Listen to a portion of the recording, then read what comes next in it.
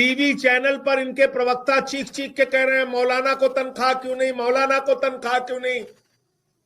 केजरीवाल के घर के सामने प्रदर्शन कर रहे हैं,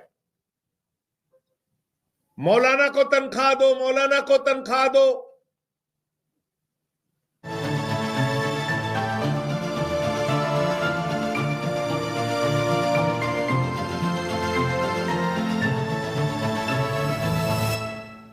दिल्ली एक ऐसा शहर है जहां गर्मी भी बहुत पड़ती है और सर्दी भी बहुत पड़ती है, लेकिन सर्दी के बावजूद भी आज जनवरी के मौसम में मौसम इतना गर्म महसूस हो रहा है कि लोग चाय की चुस्कियों के साथ में सियासत की गर्मी महसूस कर रहे हैं। एक तरफ बीजेपी लामबंद है तो दूसरी तरफ आम आदमी पार्टी भी लामबंद है।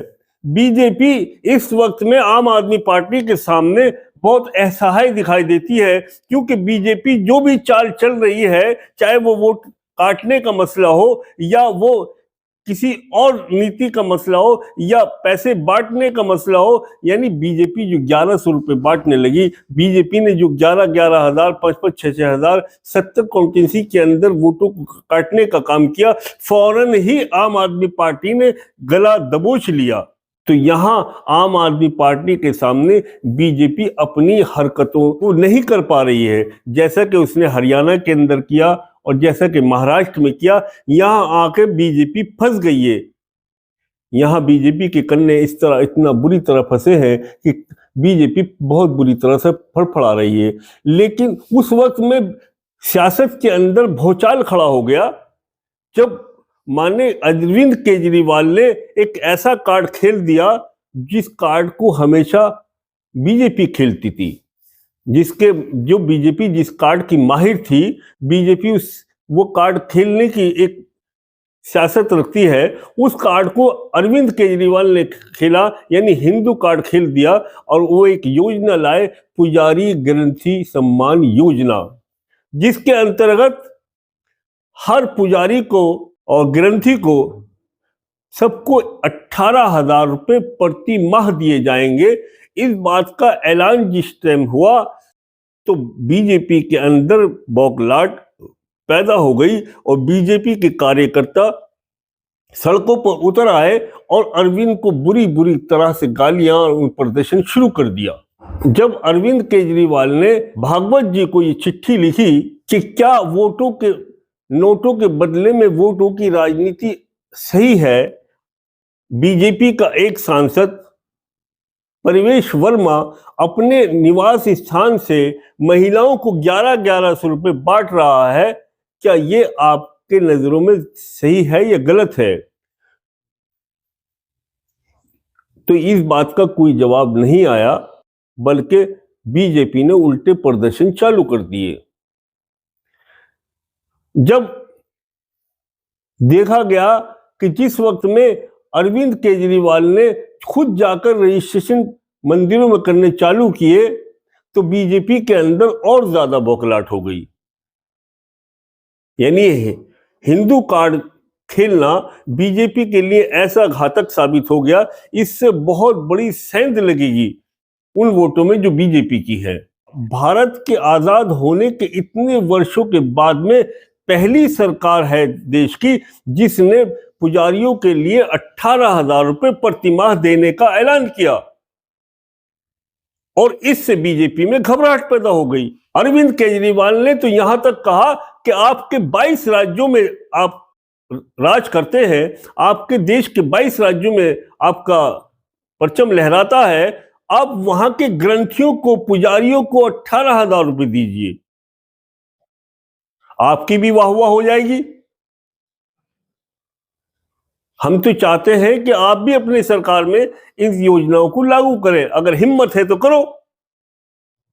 उल्टे केजरीवाल से मालूम करते हो कि पैसा कहां से आएगा। अरे केजरीवाल ने कहा कि हमने तो जब सीसीटीवी कैमरे लगाए तब भी आपने सवाल उठाया कि पैसा कहां से आएगा। हमने महिलाओं की को फ्री यात्रा की घोषणा की, आपने फिर सवाल किया, प्रदर्शन किया कि पैसा कहां से आएगा, हमने मोहल्ला क्लिनिक बनाए, फिर आपने सवाल किया कि पैसा कहां से आएगा, हमने संभव करके दिखलाया। हमने जब बिजली के बिल को आधा और माफ किया तब भी आपकी सरकार ने सवाल उठाती रही, प्रदर्शन करती रही कि केजरीवाल चोर है, केजरीवाल ये ऐसा संभव नहीं है, बिजली माफ नहीं की जा सकती है, और हमने बिजली को माफ करके दिखलाया। ये केजरीवाल ने प्रेस कॉन्फ्रेंस में कहा। और उन्होंने कहा कि हमने बूढ़े व्यक्तियों के लिए जो 60 वर्ष से ऊपर के हो चुके हैं उनकी पूरी इलाज की जिम्मेदारी दी। हमने पूरी चिकित्सा व्यवस्था की में सुधार किया। और सबसे जरूरी जो बात है वो यह है कि देश के अंदर आज का परिवार इस बात से बहुत पीड़ित है कि बच्चों को शिक्षा किस तरह दिलाए, क्योंकि महंगाई के दौर में इतनी पैसा मिलता है कि घर चलाना ही मुश्किल है। लेकिन केजरीवाल सरकार ने ऐसा संभव करके दिखला दिया कि हम पढ़ाई को फ्री करते हैं, मुफ्त करते हैं, और वो भी अच्छी क्वालिटी के साथ में, अच्छी सुविधा के साथ में। यानी केजरीवाल ने तमाम सरकारी जितने भी स्कूल थे उनकी ऐसी काया पलट की कि विदेश के लोग भी इसको देखने आने लगे। ये भी केजरीवाल ने बताया। तो उधर कल संजय सिंह एक प्रेस कॉन्फ्रेंस के अंदर बैठे हुए तमाम पत्रकारों महोदयों से बात कर रहे थे, और तो उनकी बात भी जरा सुनने लायक है कि किस तरह से उन्होंने अपनी बात को बेबाकी और बिल्कुल सादगी के साथ में रखा। संजय सिंह आम आदमी पार्टी के एक ऐसे कद्दावर नेता हैं जो अपनी बेबाकी के लिए बड़े मशहूर हैं। उन्होंने उस सवालों का बड़ा बेबाकी से जवाब दिया जब पूछा गया कि आप आम आदमी पार्टी इन जो योजनाओं की घोषणा कर रही है, यानी पुजारी और ग्रंथी सम्मान योजना, इसके लिए पैसा कहां से इकट्ठा करेगी। दूसरा, बार बार उनसे सवाल हुआ, वोट काटने के सवाल पे सवाल जवाब हो रहे थे, तो माने संजय सिंह ने कहा कि भारतीय जनता पार्टी दलित समाज के लोगों को और पूर्वी मतलब दिल्ली के अंदर यूपी और बिहार के लोग, जो पूर्वांचल के लोग आके बसे हैं, जो 40-50 सालों से यहां पर अपना मेहनत मजदूरी करके अपना गुजारा कर रहे हैं, भारतीय जनता पार्टी उनको रोहिंग्या और बांग्लादेशी मुसलमान बताकर उनका अपमान कर रही है। क्या दुश्मनी है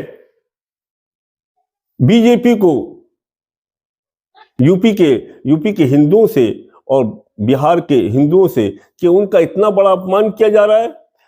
साथ ही उन्होंने ये बतलाया कि मेरी खुद की अपनी पत्नी, उनका वोटर लिस्ट से नाम काटा गया और कहा कि ये रहती ही नहीं है बहुत सालों से। तो जब एक मेरे जैसे नेता की धर्म पत्नी का नाम काटने की अर्जी एक महिला लगाती है, तो और लोगों का क्या हुआ।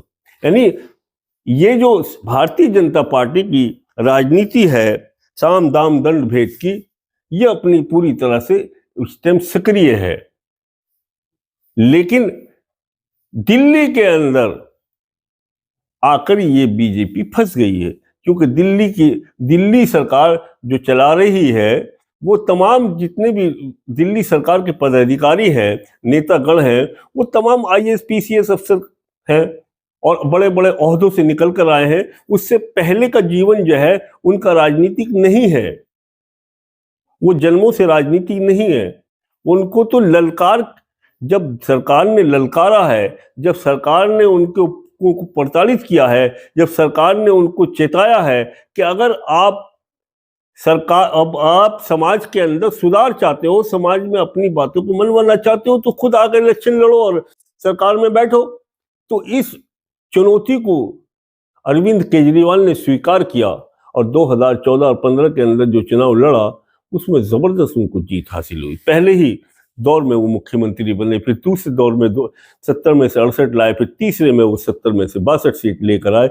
ये भी दिल्ली के इतिहास और देश के इतिहास में कोई पहला राज्य है जिसमें इतना प्रचंड बहुमत आता हो, जो 90-95% हो। 90-95% पूरे भारत के अंदर कहीं किसी को वोट नहीं पड़ती है, ये दिल्ली है।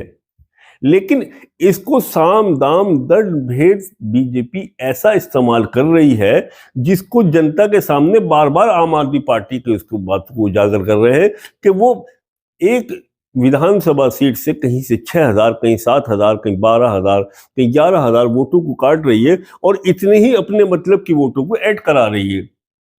और एक विधानसभा सीट के अंदर अगर 5-6 हजार वोट इधर से उधर हो जाए